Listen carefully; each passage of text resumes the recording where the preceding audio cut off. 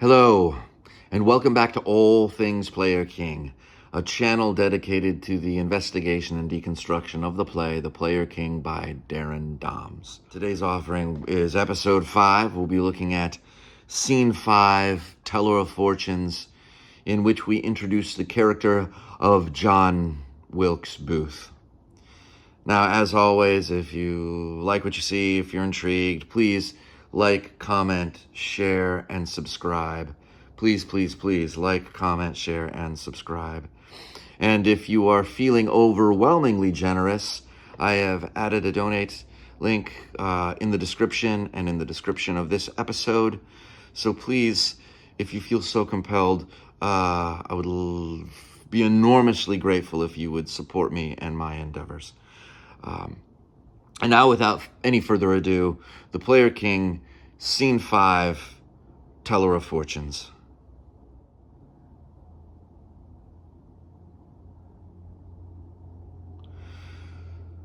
Scene 5, Teller of Fortunes. He turns and removes his coat, placing it upon the back of the chair center. A new character emerges, John Wilkes Booth. His movements are predatory, impulsive, less refined. He speaks to his brother Edwin, rolling his sleeves and crossing to the blocks, stage left. Johnny. Your name may be all the glow right now, Eddie boy, but before it's all over, my name will be bigger than yours. That I promise you. It'll be bigger than Daddy's. I have this on very high authority. A long time ago, when we were just kids, you must have been playing nursemaid and jailer to Daddy at this time. There was this big carnival that came to town, and our sister and Asia and I, well, we just had to go. Oh, Eddie, it was a sight to see. They had musicians and beautiful dancing girls doing exotic dances from all over the world. They had a midway full of folks playing all kinds of games and thick with the greasy smells of rich foreign foods. Toward dusk, the whole place burst to light with candles and paper lanterns and kerosene lamps and torches and little bonfires. In the shadow of the trees at the very back of the carnival, there was a stage set up in front of some canvas curtains painted with all sorts of symbols and scenes from Greek mythology. Like from the stories Daddy used to read to us when he was home at the farm. Cyclops, satyrs, and nymphs and such. And all the colors was bright and garish, even though the fabric was worn and old. And one after another, these freaks of nature would come out and parade about the stage while this filthy, frail little blind boy played a calliope. There was a fellow with no face, another fellow with tattoos all over his body, and another man with pincers where his hands should have been. There were these two Oriental girls that were joined at the hip. One of these girls played the accordion while the other sang.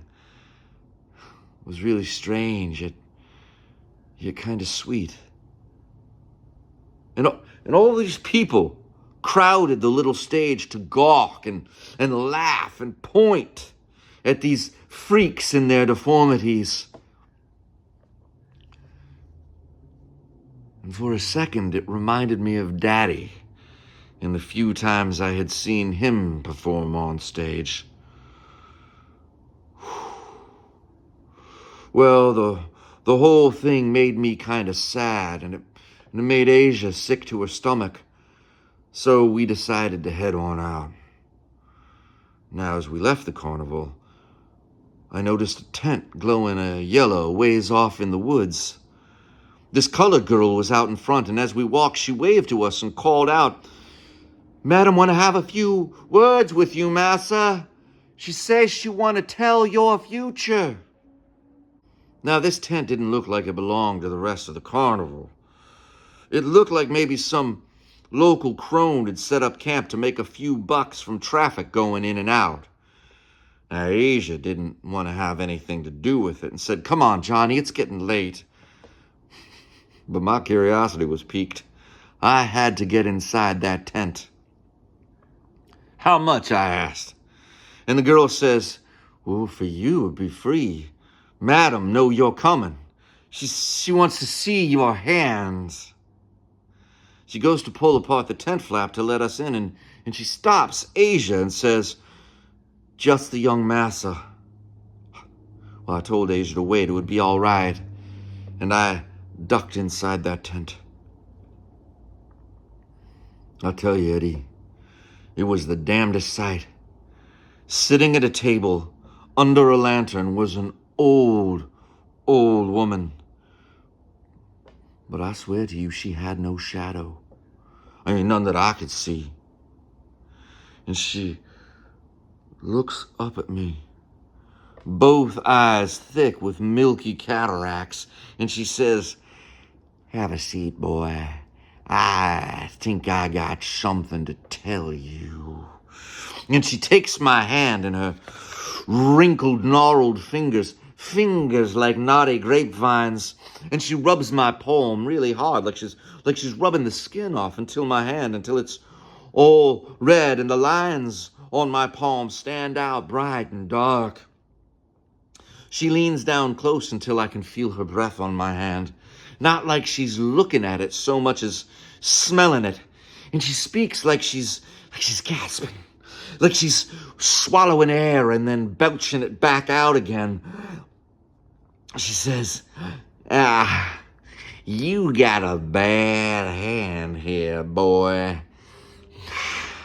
Just like I thought. Your lines go crisscrossing every which way. You got a handful of trouble. You got a handful of sorrow. Oh, but you got a handful of love here too, boy. You're gonna be breaking hearts, and they mean nothing to you. Your life is gonna be fast, boy.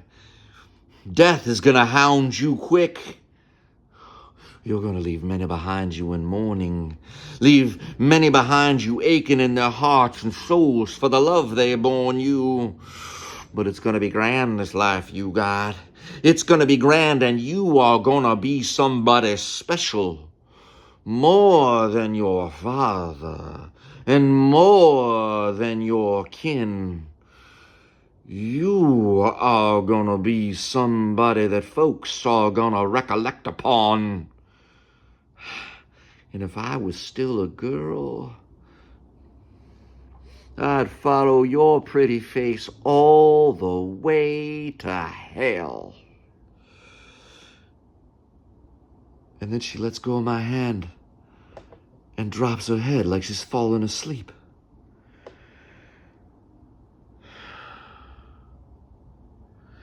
And that was it.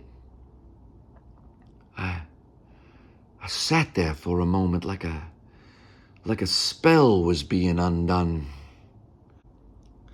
Then I ducked out of the tent into the night, only to find Asia crying. "I heard what she said, Johnny. I heard what she said."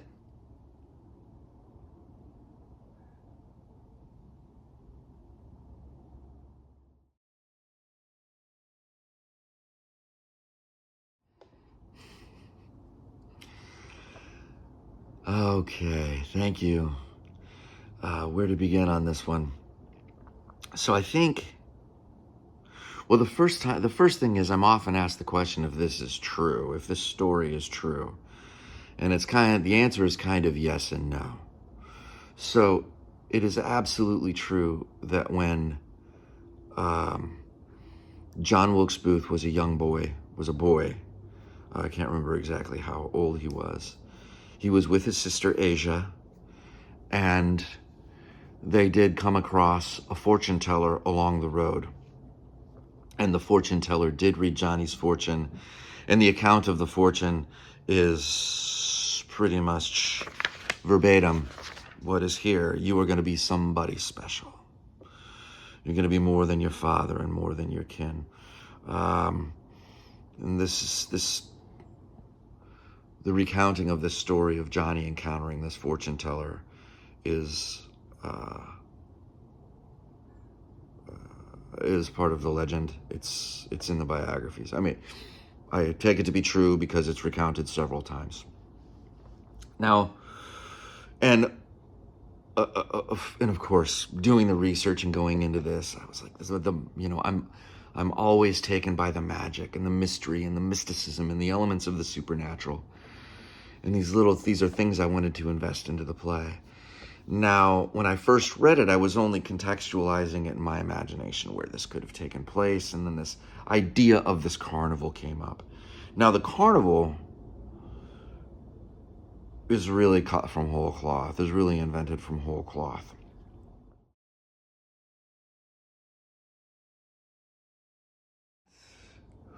What this comes from is a desire to create this environment. The idea, there's a couple of things. I was coaching a girl for an audition, and I don't know, we talked about Freaks, the movie Freaks, and she gave me as a gift for helping her with her audition a DVD of the classic film Freaks, and one of my favorites, and it's so grotesque and mysterious and strange. And so this was on my mind at the time that I was writing this scene. And then also at this time, it just so happened that I was living in Venice Beach, and in Venice, on Venice Boulevard, on the boardwalk, there was this thing called the Venice Freak Show.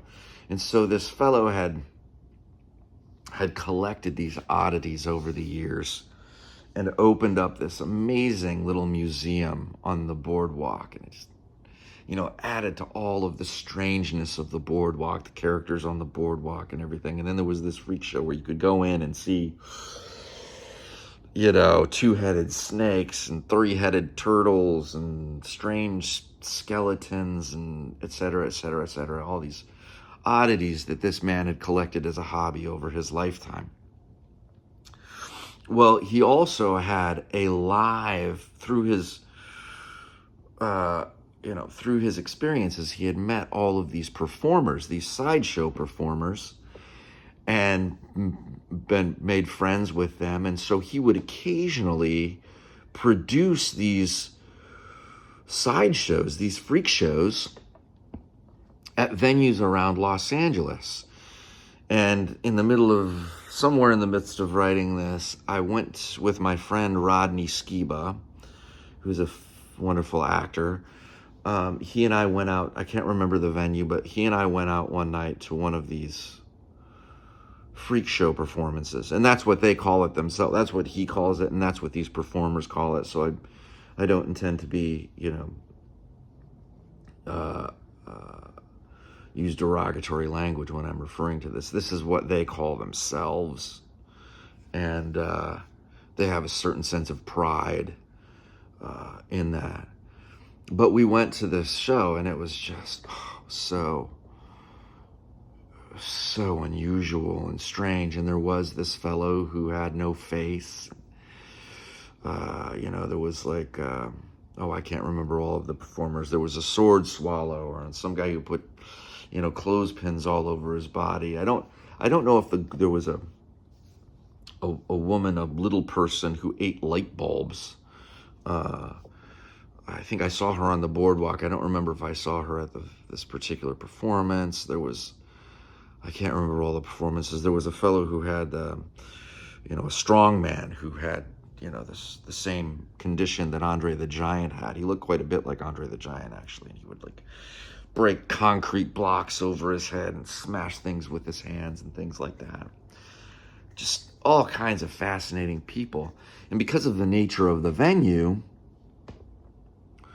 Rodney and I were able to sit down and hang out with these people after the performance. So particularly the strong man, we sat and talked to him for quite a while and had some drinks and everything. But I just remember it being so mysterious, and so I invented this carnival from the experience that I had going to see this sideshow in Venice and at this venue in Los Angeles, and having this experience of these people, and then tying it into the mystery of this moment that Johnny had going to see this fortune teller who predicted his future. And so that was the purpose of that. And then I wanted to create a context where Johnny could have a moment to talk about his father, so we could see that relationship. And as Johnny as the antagonist and the adversary, I wanted to introduce this kind of sort of jealousy that he has with Edwin's relationship to Junius, that somehow fuels Johnny's fire a little bit, his need to prove himself and his recklessness, and this kind of egoism that he has, that he is somehow going to be better than Edwin and better than Junius, and that it's fated somehow.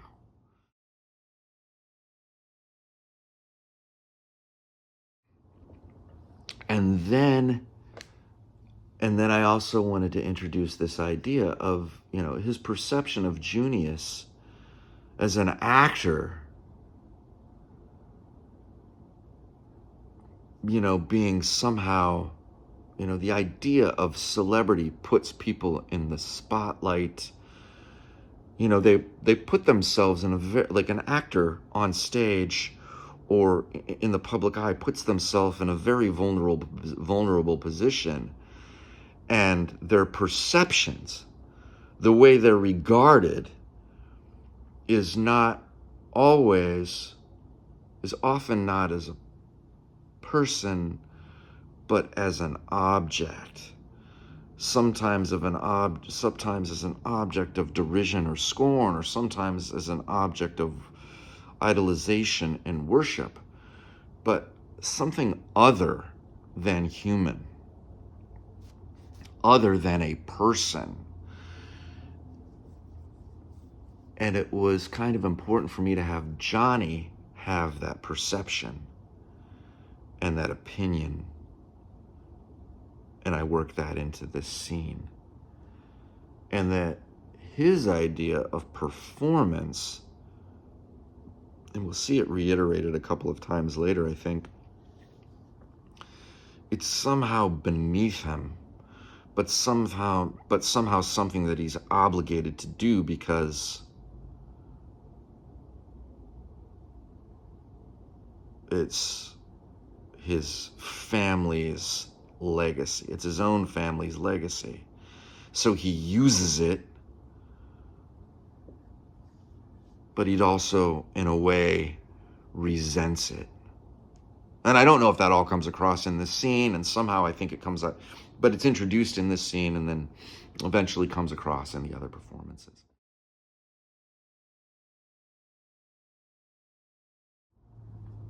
And I had I had the great honor of being able to zoom into some 8th grade honors English classes just recently, while I was preparing for this one.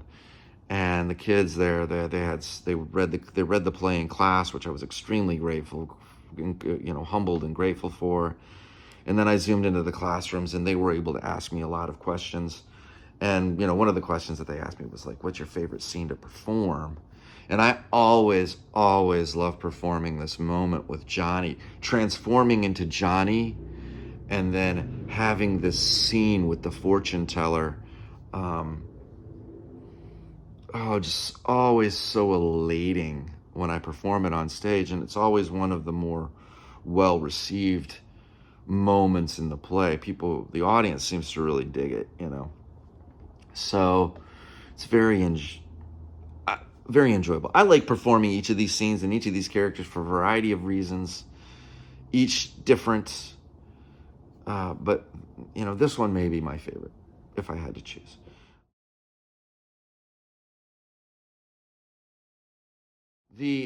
There's another thing that's I'll just share another thing with you. There are a few little anachronisms in the play, and I'll point those out as we go through. One of these is I use the word midway to describe the carnival. The midway in the carnival filled with the greasy, I love that word, greasy smells of rich foreign foods.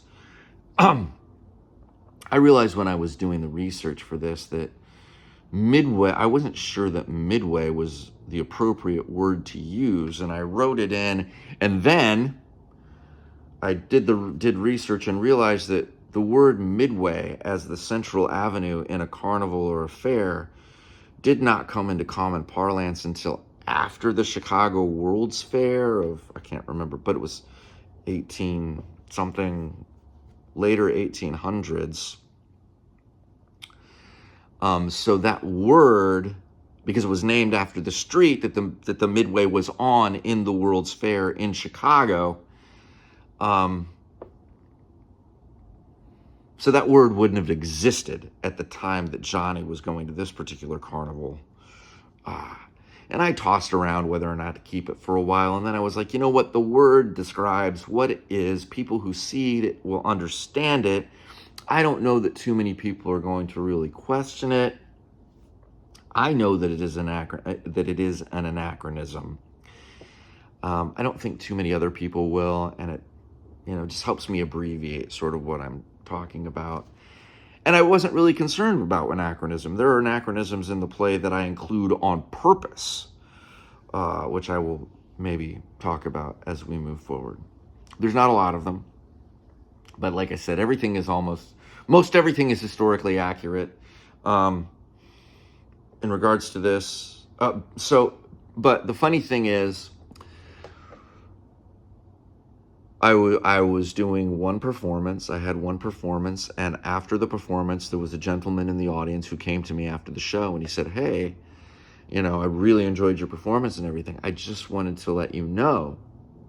He's like, I have a PhD in history. I teach history. And I just wanted to let you know that the word midway did not come into parlance until after the Chicago World's Fair, or whatever. And I laughed and I said, I know. I said, thank you. I'm so excited that somebody noticed that and pointed it out to me. I keep hoping for people to engage me and have these conversations. Was that the only thing that really stood out to you? He's like, yeah, everything else was pretty good. Okay. And then I ended up having a wonderful conversation with this man about the play. But I was so ecstatic. I was so excited that somebody saw the play, noticed it, and came out and shared that with me. So it has been noted.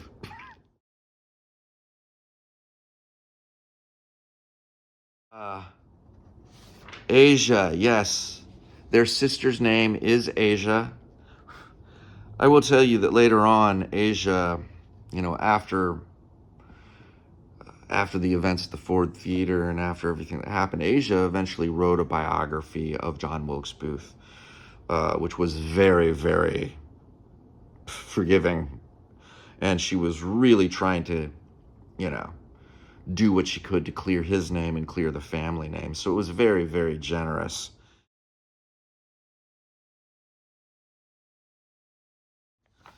Anywho. And then, there's the girl, the colored girl who works for the fortune teller. And I introduced that, and then the language colored girl was probably not exactly an appropriate language for him or for the time. But I was concerned. I needed to include Johnny's opinion. But I didn't want to deal with really nasty language. And really questionable. I didn't want to carry that burden, and I don't like that language anymore. So that was the compromise that I decided upon, and I wanted to put that character in. I wanted that character to be in there somehow. Again, a sort of, I think it's a creation of mine, but I needed to color Johnny's character a little bit as we move forward without really hitting the nail exactly on the head, as it were. Also in this scene, I originally titled the scene The Gypsy, and I do use that word once or twice later. And again, it's one of those bits of language that when I used it, I wasn't really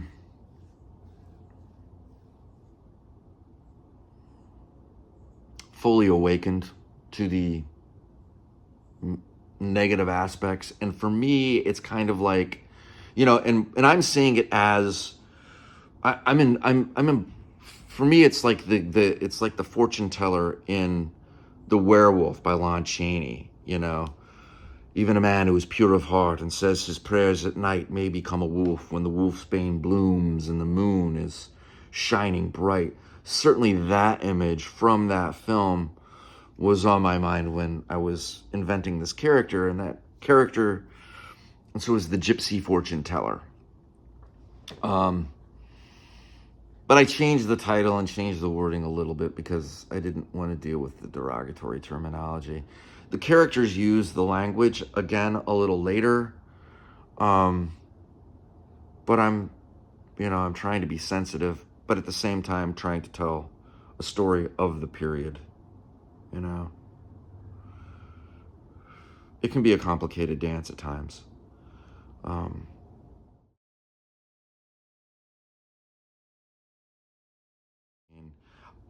I will say one more thing. Introducing the character of John Wilkes Booth.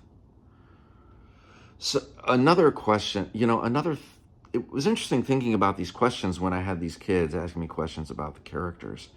And I realized that my memory of the characters is strange because when I think about myself in performance, my memory is of the character.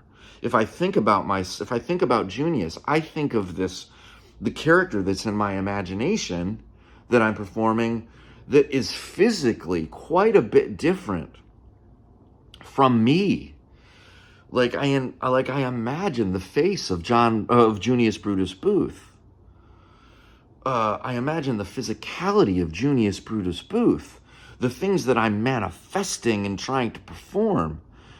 And when I remember the character in performance, I don't remember myself performing it. I remember this character being there. The same with Edwin, the same with John Wilkes. Now, when John Wilkes comes out, his voice and his mannerisms, and this goes all the way back to when I first created the character, when I was exploring the character. And I was doing that in a rehearsal space on the campus of Fairfax High School in Los Angeles. I'm in this rehearsal room, and I'm moving about the space and what I'm trying to do is capture the physicality and imagine the physicality of this character. And the thing that kept coming to mind was Matthew McConaughey. I was like, to me, John Wilkes talks and moves and acts and feels quite a bit like Matthew McConaughey. So that was sort of the character, that was the character that I was ended up going for was Matthew McConaughey. And that's really what I arrived at in the performance. And I could feel myself trying to manifest those kind of mannerisms and that kind of dialect for the character of John Wilkes Booth. It felt appropriate. So, all right. Thank you, Matthew McConaughey. Anyway, there you have it. I will see you next time here at All Things Player King. Thank you.